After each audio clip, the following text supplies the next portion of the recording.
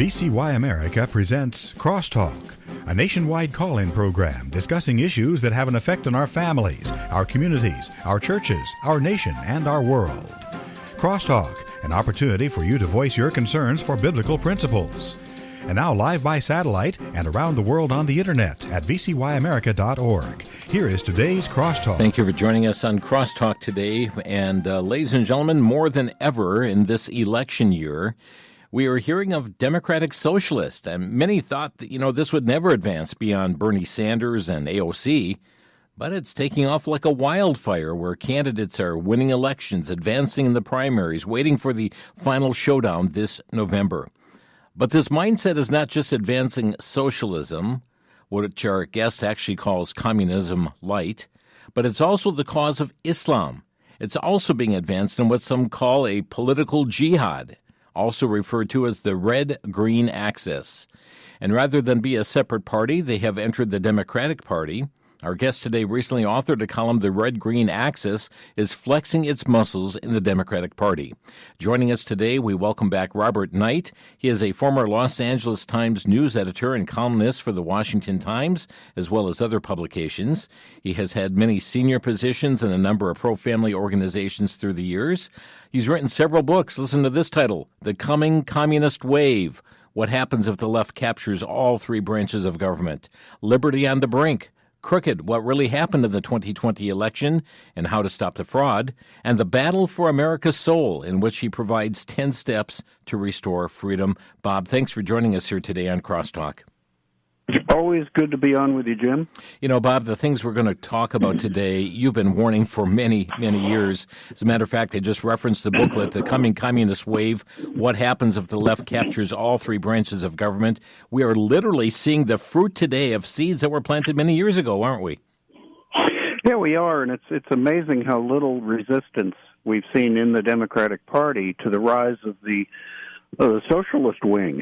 This Democratic Socialists of America have won a number of elections. They won primaries last month in New York and Colorado and elsewhere, and they were in deep blue districts, so they're going to take office. And these people are basically communists. They make no bones about it anymore, and we never thought people could be this openly communist and actually be elected to things in America, because it wasn't so many years ago most Americans understood that communism, which is just socialism with guns, ruins economies, leads to widespread misery, leads to gulags and mass murder.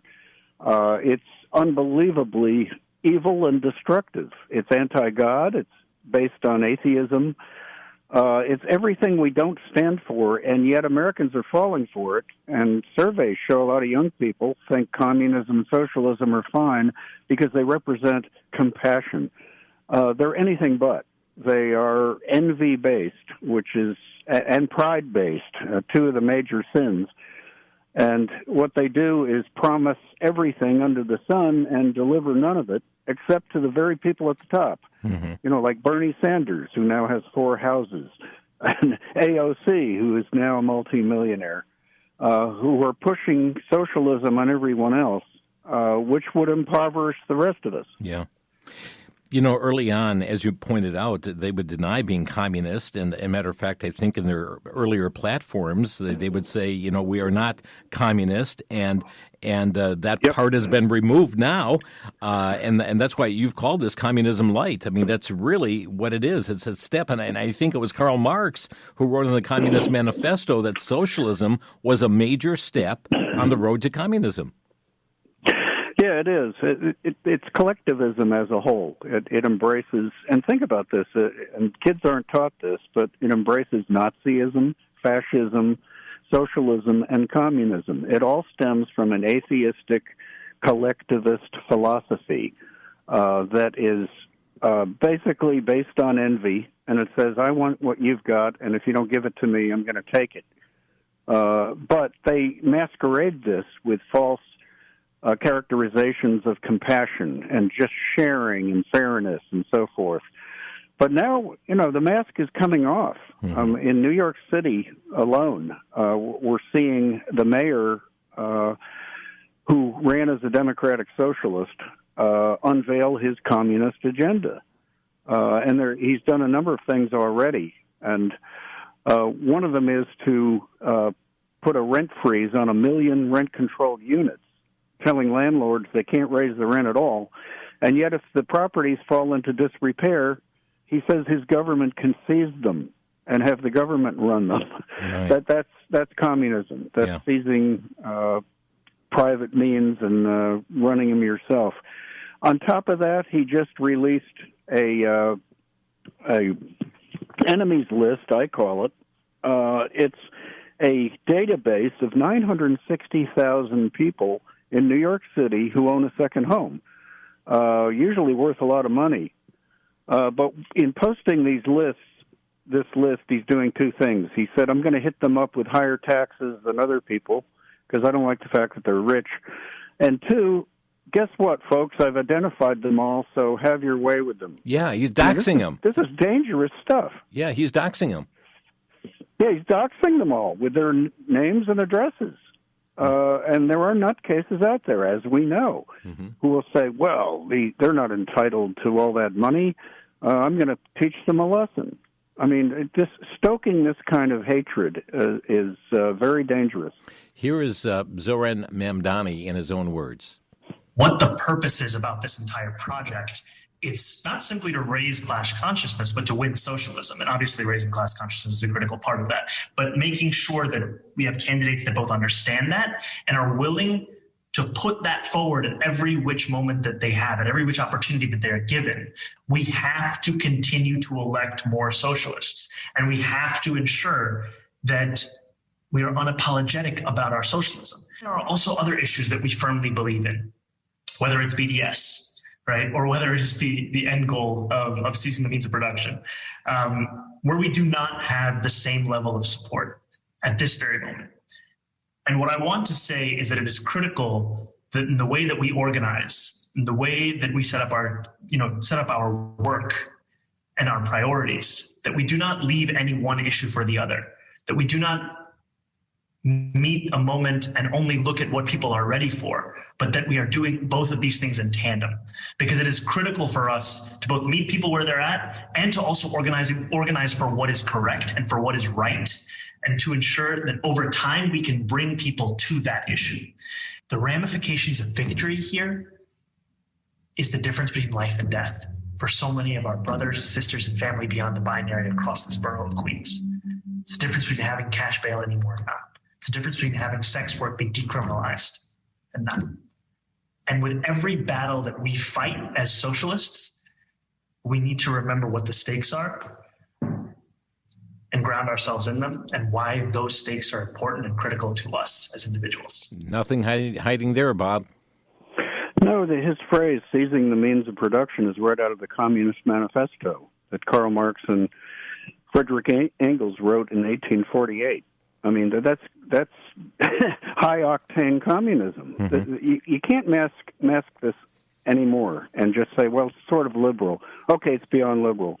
Okay, it's socialist. No, go all the way. It is communism, pure and simple. Yeah. And unfortunately, surveys show that most young people don't equate communism and socialism with what it really is, which is forced redistribution of wealth.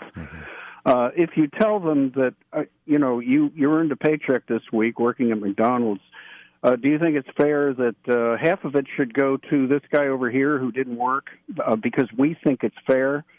You'd get a very forceful reaction. Right. But they're never presented with socialism that way. It's always, it's free stuff for everybody. Yeah, and let's give your A grade to somebody who got a D to level the playing field here. There you go. Yeah. That's a good one, too. Yeah. By the way, you mentioned Megan Romer. She's DSA National Co-Chair. Yeah. And she said, she said a number of things, but what they never do as identify her as a member of the Red Star Caucus within the DSA. Those are the outright communists who constantly quote the Communist Manifesto. Wow. I mean, but the media aren't going to tell you that. They'll just say, well, she's just a spokeswoman for the DSA. Yeah, a spokesperson and a very impactful spokeswoman. And a matter of fact, she was just on a Fox recently, and this is just a portion of that interview. And before we comment, though, let's hear this DSA co-chair, Megan Romer, appeared on Fox talking about the platform when she was grilled on it. Here it is. Yeah, I mean, the two parties have, over years and decades, created a system where ballot line access is extremely difficult for third parties. I also have been told a lot of times by Democrats, don't vote third party, it's wasting your vote. So we run on the Democratic ballot line where it makes sense. We run independents sometimes where that is a viable possibility, but it's a ballot line. And what matters is what the voters think, and the voters are overwhelmingly choosing our candidates. They certainly did in New York and in other places, Colorado and others. It's not just a big city phenomenon or just a blue coastal phenomenon. Sure. Okay, so we're going to put up on the screen a few of the things that are part of your platform. And I want to ask you, just give me sort of a true or false on these. Abolish the Senate. True. Okay, replace the presidency and Supreme Court as we now know them. Yep. Abolish ICE. Absolutely. Abolish borders and give amnesty to anyone currently in the U.S. illegally. As a long-term plan, yep. Defund the Pentagon. Absolutely. Abolish prisons, at least in large part. Yeah, again, that as part of a long-term program, yeah. Okay, so no prisons. Government or public ownership of most large corporations. Yeah, absolutely. Bob, I mean, that's a portion of the platform. Oh yeah, that she's saying let's tear up the United States Constitution, which we've had for more than 200 years, and it's given us more prosperity and freedom than any nation in history. And she's saying let's ditch it and create what would amount to a Politburo, because now you wouldn't have an independent executive branch. It would just completely mess with a system that has been designed to have separation of power so nobody gets too much power. I mean, the founders understood human nature because they operated from a Christian point of view. The DSA operates from a communist point of view, which is atheistic, and says, well, we don't have to answer to God, and we can decide that people are basically good, so we can take all the power because we're going to do what's right with it. There's an amazing thing on their website, and I had it in my column last week. And think of how this appeals to young people who are ignorant about the track record of communism. It says, imagine taking a day off from work in a future without capitalism. You have no debt. You don't need health insurance. You don't pay a mortgage or have a landlord because comfortable housing is a human right. Your retirement is publicly funded. Food, education, energy, medicine, and transportation aren't for-profit businesses. They are common goods and utilities. Wow. Think about that. Wow. So that's all going to come from the mommy government, I guess. Yeah. Nobody has to earn a living anymore. No, I mean, this is so pie in the sky and so evil when you think about it that you'd think people would see through it. You would think they would, but friends are buying into this hook, line, and sinker, swallowing it, and it's amazing, friends. Quick break. Robert Knight is our guest here today, and I'm going to be reading some excerpts from The Workers Deserve More. That's a document that's been their draft for the Democratic Socialist Platform, friends. It's amazing what they're putting in here, but there's more to come. Stay with us. Back in a minute on Crosstalk.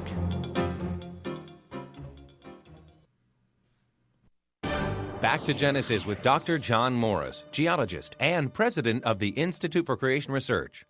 Dr. Morris, some animals have been around for a long time, haven't they? Indeed they have, Chris. Actually, from a biblical perspective, when God created the various kinds of animals in Genesis 1, He intended those kinds to survive and continue into the present. Some have gone extinct and some have adapted and changed somewhat, but the basic kinds are still the same. Evolutionists, on the other hand, are confused by what they call persistent fossils, where one organism in the fossil record dated at millions of years old is identical to the same organism alive today. This lack of change is not what evolution would predict. Examples of persistent fossils are numerous, including the horseshoe crab and the ant, etc., etc. Face it, Chris, evolution doesn't happen, but creation, now that did happen back in Genesis. For more on creation, visit our website at icr.org.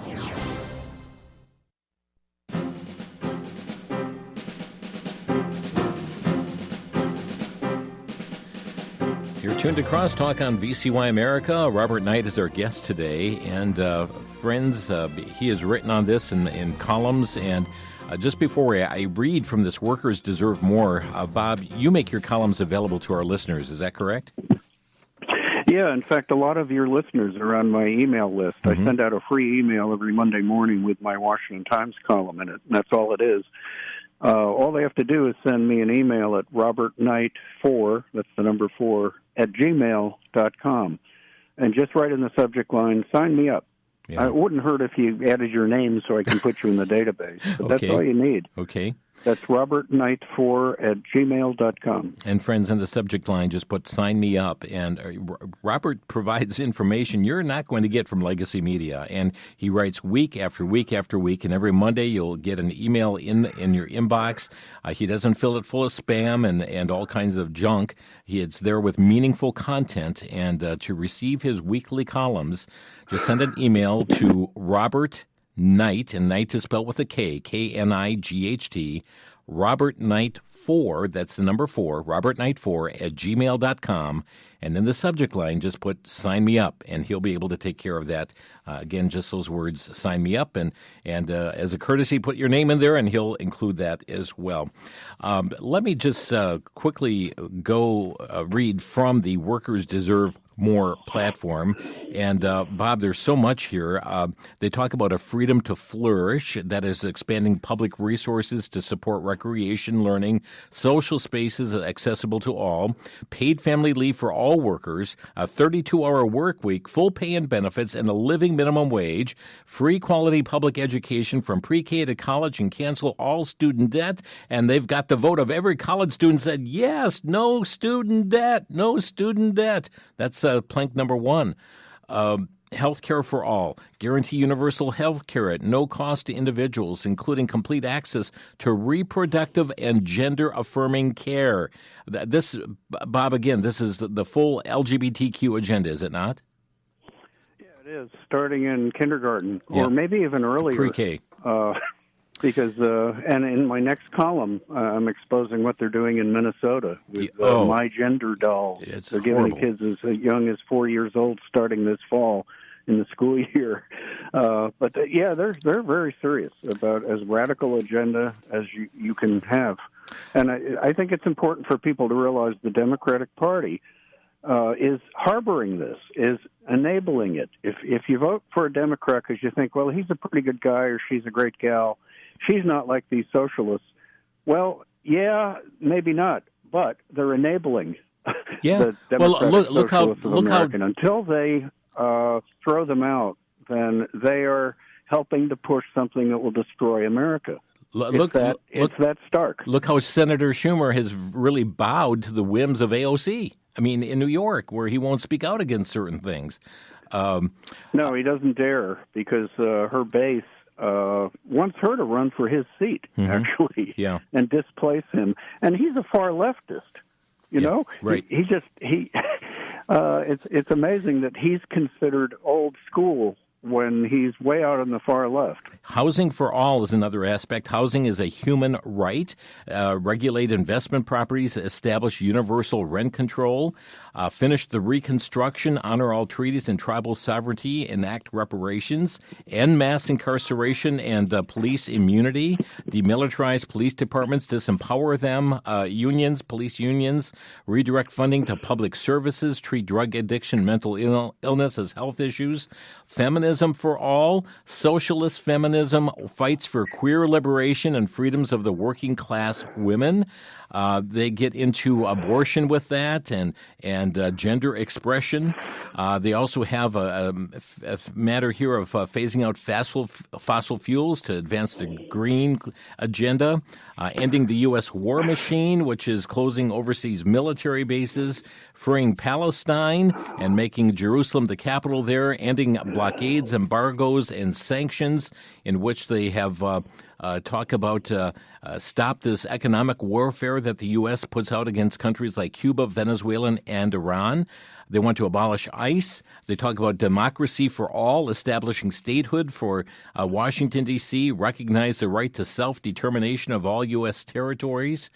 They also have the call for a new political system, publicly finance all the elections, to do away with the replace the president's Supreme Court with an executive and judiciary chosen by and subordinate to Congress, a Democratic Congress having a multi-party system in our country, and economic democracy as well, in which they call for essential industries to ensure democratic control and accountability to the people, tax the richest individuals and corporations, spend on the public good and infrastructure, and then democracy at work, protect, expand, and enforce the rights of all workers to form, join, and strike with their unions regardless of industry. And, Bob, that's it in a nutshell.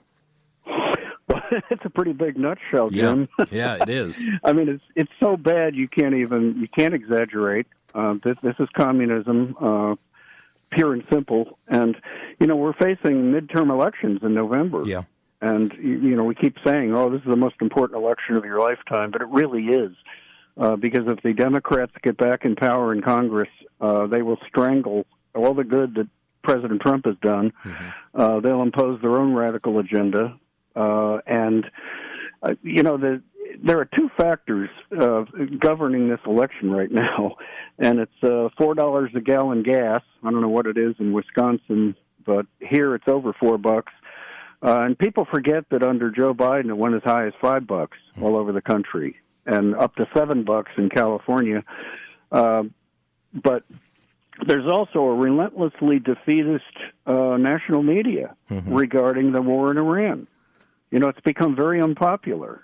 And President Trump, not so long ago, and Israel took out the nuclear sites that have been threatening the whole world, not just the U.S. and Israel. Right. And if this regime stays in place, they've already shown that they're going to keep trying to build a nuclear weapon, and they wouldn't be afraid to use it, because the Islamist mind is such that if they go up in smoke, they don't care. That Right. makes them martyrs, Right. and they get to be with Allah. This is not like the communist Chinese or the Russians, who are at least somewhat rational And that's about why- it and that's don't why want this- their country bombed. That's why this These is guys called... are saying, so what? We'll put on a giant suicide vest for our whole country. Yeah. What do we care? You can't allow people like that to have the bomb. And, Bob, that's why this is called the red-green axis. It's the two coming together, the communism and the Islamic aspect to this. And in Islam, I mean, don't take Jews or Christians as your friends, strike their necks. I mean, jihad is the way of life. Yeah, Islam means submission. And under the Quran, there are only two realms in the world. There's the world of Islam, which is submission to Allah, and then there's the world of war, which is everybody else. That's why Muslims are at war with Hindus, with Buddhists, certainly with Christians, and they're killing Christians in Africa at alarming numbers, especially in Nigeria. And just think about the absurdity here, Jim, that in New York City you've got an Islamist mayor now, and we're coming up on the 25th anniversary of 9/11. Yep. In which Islamist terrorists killed 3,000 people just in New York. And then, of course, at the Pentagon and at the plane that went down in Pennsylvania. And they actually voted in an Islamist communist as mayor. Yeah. Somebody wrote a novel about this even 5 years ago. Nobody believed it. Right. And yet, friends, we are seeing this. And, Bob, what's interesting, I mean, the co-chair, Megan Romer, who we talked about just a bit ago, she said, well, on that clip, in the past, Democrats said, don't vote for third party, you're just wasting your vote. So they're coming inside the Democratic Party now and using this. And, what are the likes of, Senator Tim Kaine doing about this? Yeah, Senator Tim Kaine's an interesting character because he's from Virginia, the land of presidents, with Thomas Jefferson and George Washington. And he had an interview with Fox News Sunday recently in which he was given the opportunity to distance the Democratic Party from the Democratic Socialists. And he would not. He would not do it. He talked about the big tent and welcoming them in, and I'm thinking, this is welcoming poison into your drink. I mean, this is very dangerous. And I think the Republicans, if they do anything at all, they need to nationalize this with upcoming elections and tell people, look, if you vote Democrat, you're enabling this communist force to rise in this country. And the Democrats are between a rock and a hard place, because if their Democratic Socialist ranks are growing so fast, DSA now has 120,000 members and dozens of public offices. The Progressive Caucus in Congress has over 100 Democrats who are pretty much communists. If they don't find a way to turn the party back into a pro-American, pro-free market party, they're going to lose a lot of people if the Republicans can make that distinction. But if they do kick out the DSA, then that'll enrage their growing left wing.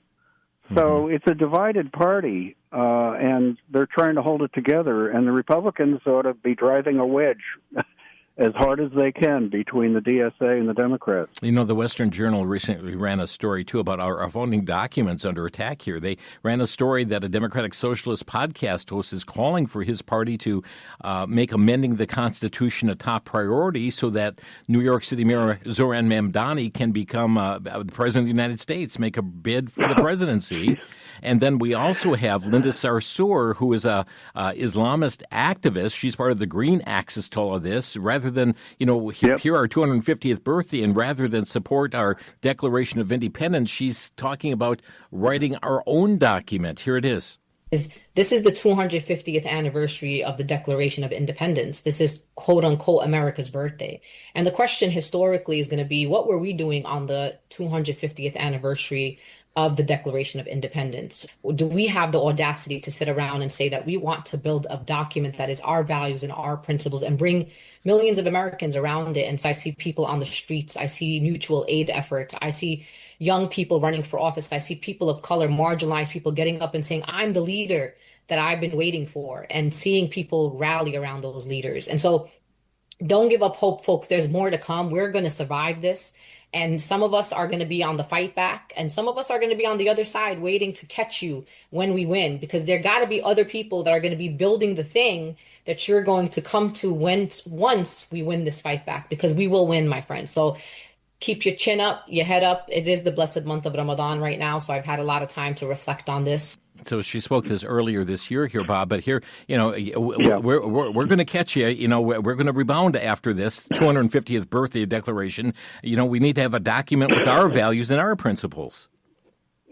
Yeah, they want to take over, let's face it. And, one of the chilling statistics I understand is true, is that there are now 800,000 Muslims in New York City, which helps explain how a guy like Zohran Mamdani could be elected in a city that has more Jews than any other city on the planet, more than any city in Israel even. And yet they elected Mamdani. Now, recently there's been a report that came out that there were something like 230,000 ineligible voters on New York's voting rolls, and his margin of victory was just over 200,000, so there could have been some vote fraud as well. Yeah. But I don't think he needed vote fraud, because surveys show something like 93% of the Muslim community go ahead and vote as a bloc. Yeah. If Christians did that, we'd turn the whole country upside down and restore biblical values. Instead, friends, what we often get is about 25%. Half of Christians not registered to vote, and half of them actually go to the polls and vote. More with Robert Knight after the break. This is Crosstalk. When someone becomes a believer in Jesus Christ, their life has come under new ownership, moving from the kingdom of darkness to the kingdom of light. From the day of salvation, God continues at work in the life of the believer through the power and working of the Holy Spirit. Day after day, our spiritual growth occurs as control is yielded to the Spirit of God. In the book, Deep Roots, Good Fruit, author Kristen Elizabeth Couch uses story and scripture as she shares teachings on the transforming fruit of the Holy Spirit. Learn of love, a heart that gives, peace, the calm in the storm, faithfulness, fidelity to the finish line, and other fruits as well. Deep Roots, Good Fruit, available for a donation to VCY America of $15 or more. Call 1-800-729-9829.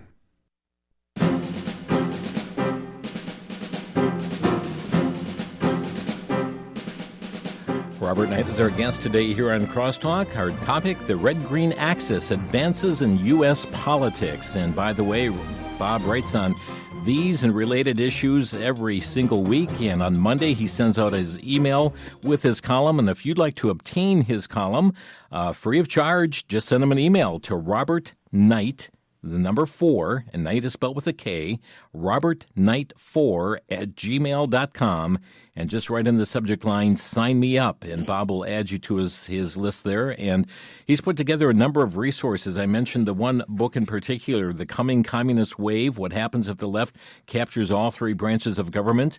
You'll find that available, and he's got it at a discounted rate on his website, roberthknight.com. That's roberthknight.com. You can click on his store and get more information there. Bob, we were talking about this leading toward communism and communism light.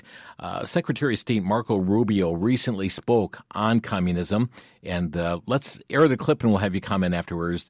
Secretary of State Marco Rubio. This is a distinctive and unique evil. It has always been driven by a hatred, above all else, a hatred for civilization itself. It is a revolt of the worst against the best, a revolt of the weak and the cowardly against the strong and the good. It is perpetrated by those who cannot build, who cannot create, who cannot achieve great things, and take their revenge upon the world for their own inadequacy by seeking to destroy those who can. This is what radical leftism is. It may wear various different slogans and ideologies across place and time. They can call themselves anti-capitalist or anti-imperialist or communist or anarchist or Marxist, but the fundamental character is always the same. It's always the same. It is a poisonous resentment cloaked in the language of equality and justice and liberation, an overwhelming need to tear down what greater men have built, to wreck what is beautiful and what is right on behalf of people who are only filled with ugliness and have nothing else to offer the world. Through violence and through terror, they once again seek to impose their ugliness on all of us. The old dogma was wrong. The old dogma was wrong. None of this is driven by idealism. It is not utopian. In fact, it is the opposite. One of the criticisms you sometimes hear of communism, for example, is that it sounds good in theory, but it never works in practice. That's actually not true. Communism does not sound good in theory. The world it envisions for all of us is small, flat, gray, leveled of all exception, drained of all that is good and noble in the human soul. The world it envisions is a world without courage, a world without creativity or ambition, a world without heroes or glory or great causes to strive towards, a world without miracles, without myths, without men who rise above the rest to do incredible and extraordinary things. And the world communism envisions is a world without God. For these architects of revolutionary violence, the towering achievement of our civilization, for them, it's an unbearable humiliation, a reminder of what they cannot do and a reminder of what they cannot be. So they choose instead to destroy. They attack pipelines, they attack railroads, they attack power grids and laboratories, the physical embodied symbols of power and invention and achievement. This is the nature of the terrorism we face today. They despise the West because the West is great. You know, Bob, I sum it up in two phrases there. The goal is to tear down the United States, and it is a world without God. Yeah, talk about a nutshell, Jim. That's what it's all about. Mm-hmm. You know, there's a really interesting book recently that Paul Kenger published called "The Devil and Karl Marx," And he uncovered a lot of Marx's early writings where he just extolled the devil and talked about how much he hated God. And you see that was the fountainhead of his Communist Manifesto. It's really a hatred for God and a hatred for the Christian civilization that grew out of the Bible. And that's what today's progressives are all about. They're all about replacing God with government as God, and a government that has far more power than it does today. I like what M. Stanton Evans, conservative philosopher, said a few years ago. He said, liberals like to, I'm paraphrasing, but liberals like to tell people, are all about telling people what to do as long as it's compulsory. And once you get the power of the government, it's different from voluntarism. It's different from people sharing things on their own. Yeah. And I've seen leftists like James Tallarico, the Senate candidate in Texas. Misquote Jesus and also misquote all sorts of aspects of the New Testament, saying that, well, look, the early church had everything in common and shared everything. And without context, that, boy, that sounds great. They must be communists. And we have to be like the early church. No, they were a persecuted minority. The Romans wouldn't let them make a living, so they had to go underground and share things. That's totally different from a free society like America, where you are free to keep what you earn. And the Democrats want to change that. You know, say, we will dictate how much you keep of what you earn. Yeah, and there are those who want to fool you, and I'm thinking of the Attorney General of Minnesota right now, Keith Ellison, who's making a claim, basically, making a claim that if you call law enforcement, that's socialism. Here's a brief clip. You know, there are elements of socialism that are part of our system today, including Medicare and Social Security. And how about policing? How about you call the cops, guess who pays them? Your tax dollars. Guess what that is? That's socialism, pal. Sorry. You don't contract for your own private police department or fire department or water inspection or public works. Bob, getting our water and police protection, that's socialism? No, it's not. It's basic government. I mean, and this precedes America. It goes all the way back to human origins, that there are going to be people who commit evil, and therefore we need enforcers of the law. This is basic stuff, and to label any government authority to defend us against evil as socialism is a huge lie. But socialism is a huge lie. It lies about human nature. It says that, we're basically good, so we can orchestrate what you need because we know what's best. We're the experts.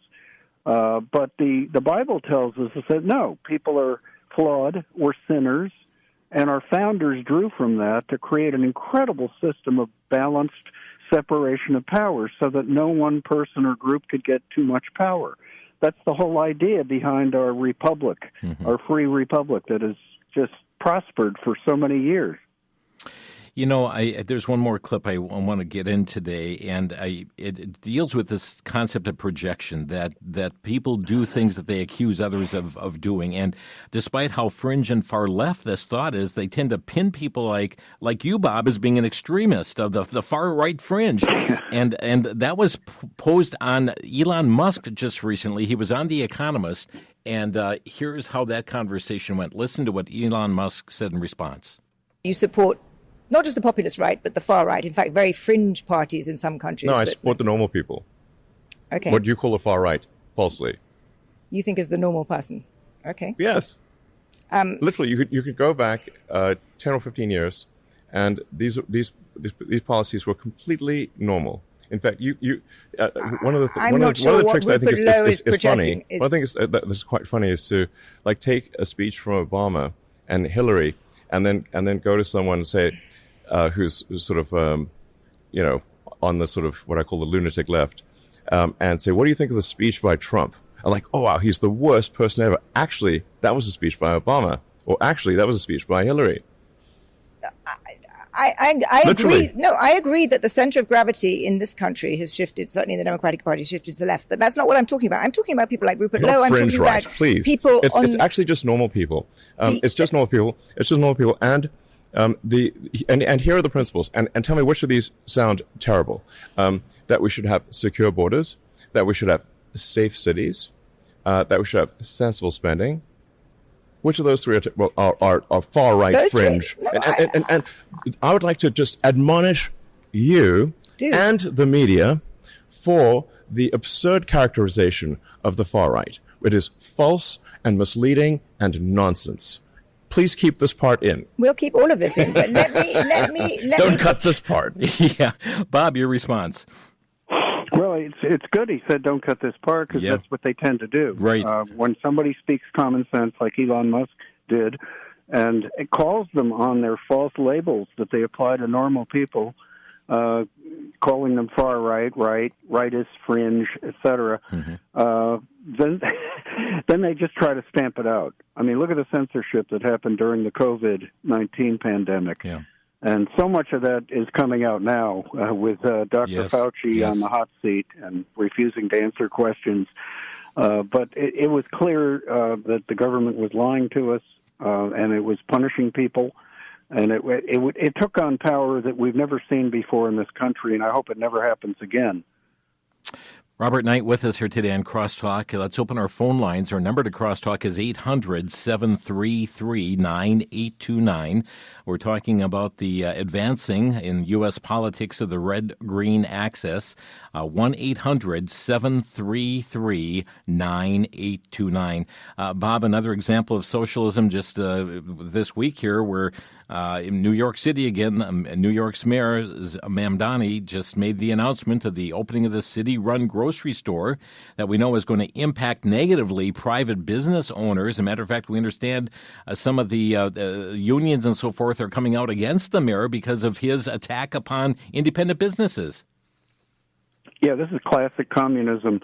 He introduces a way to undercut the privately owned stores in an area, and it says, oh, gee, they're not doing as well because I gave a 30% discount at the taxpayer-supported store.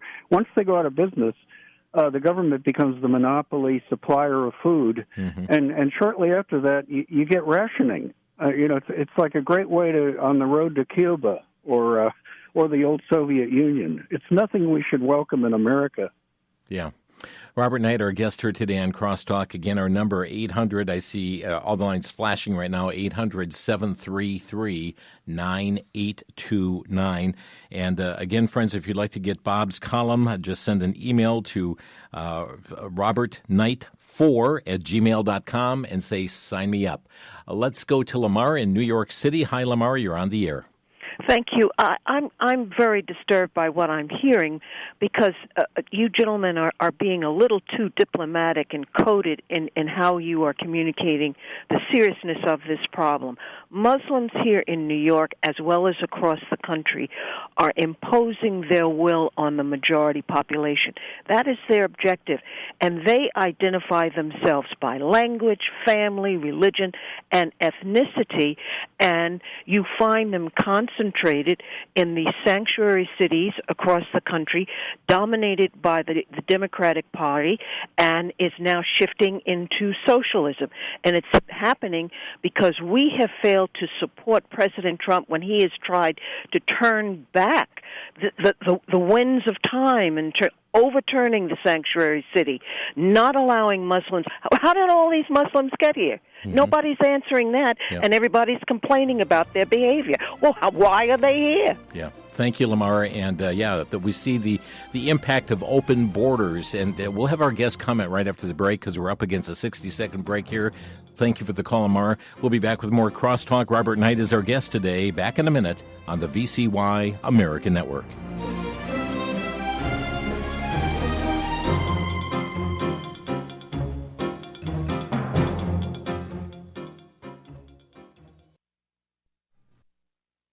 For the Worldview Report, I'm Brandon House. Our website's worldviewtube.com. This week aboard Air Force One, President Trump said it again.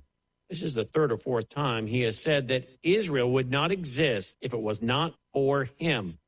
Well, folks, we certainly appreciate the president and his administration standing with Israel in for their protection. But this statement that he keeps making, that Israel wouldn't exist without him, is a very dangerous statement, because we know that God is the one that protects Israel. He has promised to protect Israel. And yet I'm concerned for President Trump that a Nebuchadnezzar moment may be coming, that God may have to, humble President Trump and also judge America at the same time in order for the world to see that he is God. He is a jealous God. Let's pray that President Trump stops saying this and understands it is God who neither sleeps nor slumbers and is the one that protects Israel.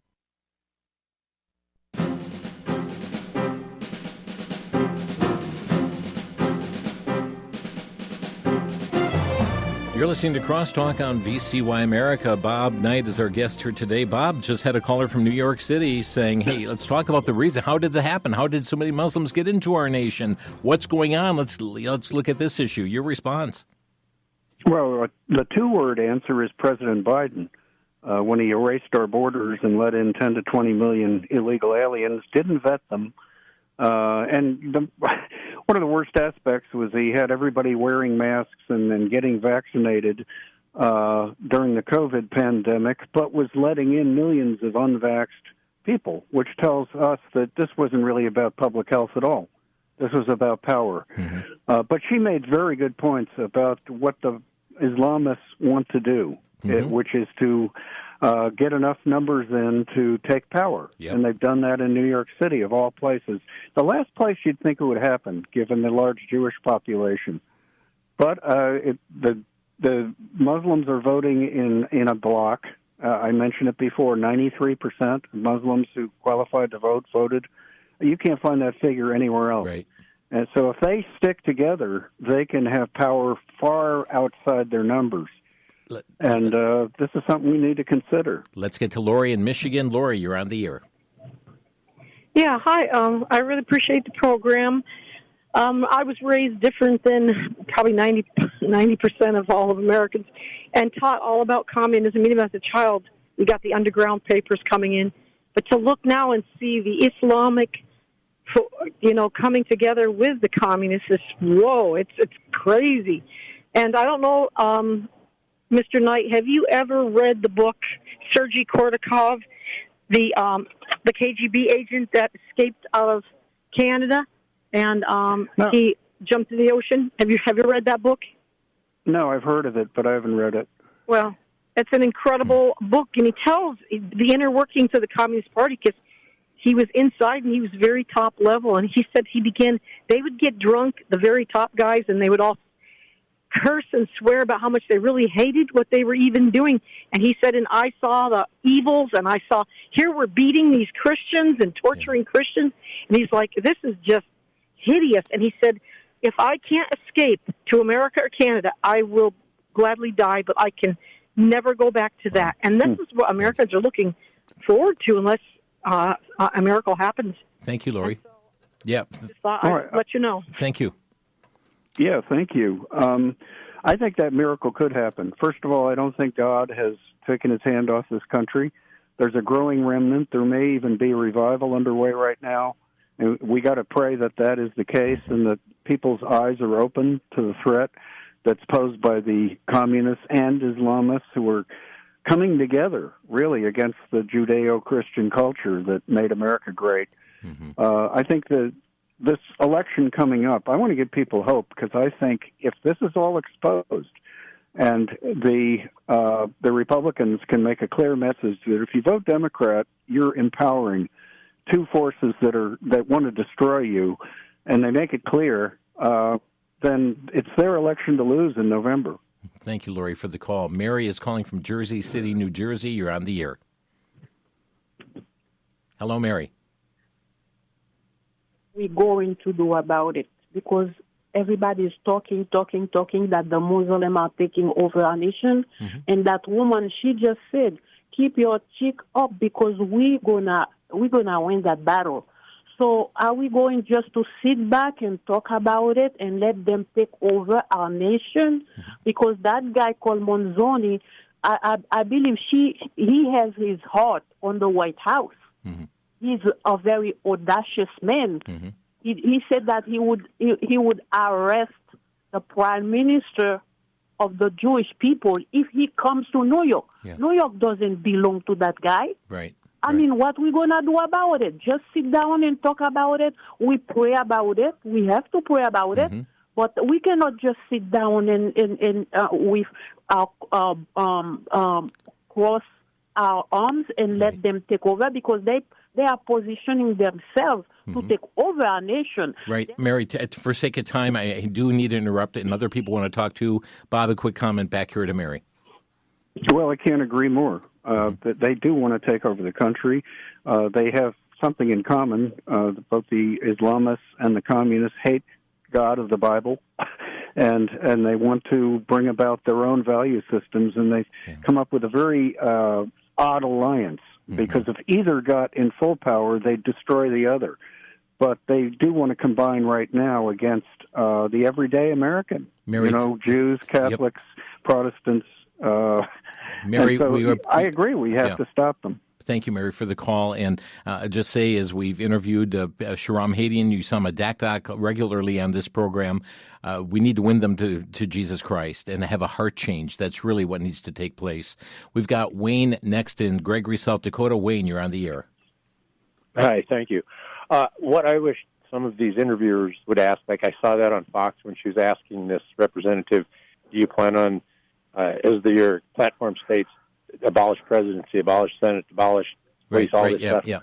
I wish they would ask, okay, if you succeed, are you going to imprison all of your opposition and or murder them like communism, Marxism has a history of, and at least make them lie about it? But they don't ask questions. They don't push them like that. Karl Marx said his goal in life is to dethrone God and destroy capitalism, and now here they are. And I don't think there's enough pushback by the people that have the platform to do it, such as the Fox interviewer and so forth. Okay. And I guess I could have. Thank you, Wayne, for that. Bob? I think that there's a mistake in belief that if we just cry communist or socialist enough, people will get the idea, but they don't anymore. Surveys show that young people in particular are identifying with that as a way to show compassion. So we have to use actual examples of what they're up to. And I think, when President Trump had that campaign ad about Kamala Harris saying, hey, she wants taxpayers to pay for sex changes in prisons, that lit up a lot of people's minds, because it was a signature way to say, all right, the Democrats are for misspending public money, they're for embracing this sexual weirdness. It brought a lot of themes together in one shot, and that's what has to happen in this next election. People have to realize what's at stake. Friends, we're out of time. I apologize to other people on hold. We have just run out of time. Robert Knight with us here today. Again, to get his newsletter, just send his weekly email, robertknight4@gmail.com. In the subject line, just put the word sign me up. robertknight4@gmail.com. For his books, resources, roberthknight.com. Bob, thanks for being with us. Always a pleasure, Jim. It always goes by too fast. And friends, thanks for joining us today on Crosstalk. You're informed, now inform others. You've been listening to Crosstalk via satellite and the internet from VCY America. Views expressed may or may not be those of this station. For a CD of today's program, send a donation of $6 or more to VCY Tape Ministry, 3434 West Kilbourne Avenue, Milwaukee, Wisconsin, 53208. Or download by RSS or podcast from crosstalkamerica.com. And join us again for Crosstalk.